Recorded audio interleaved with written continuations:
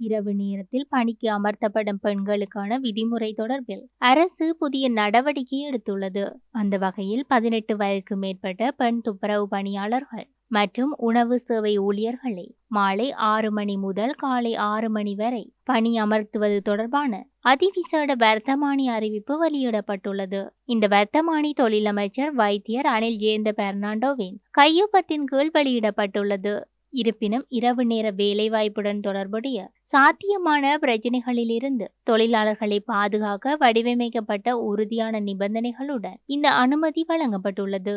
வர்த்தமானியின்படி பணி நேரத்தின் போது அல்லது அதற்கு பிறகு பணியாளருக்கு பொருத்தமான தங்குமிடம் அல்லது போக்குவரத்து வசதிகளை முதலாளி வழங்க வேண்டும். இரவில் கடமைகள் முடிவடையும் போது பணியாளரின் வீட்டிற்கு பாதுகாப்பான போக்குவரத்தை உறுதி செய்தல் ஆகியவை இதில் அடங்கும். கூடுதலாக இந்த ஊழியர்களின் உடல் நலம், பாதுகாப்பு மற்றும் பொது நலனுக்கு முதலாளி பொறுப்பேற்கின்றார் என்றும் அந்த வர்த்தமானி அறிவித்தலில் குறிப்பிடப்பட்டுள்ளது.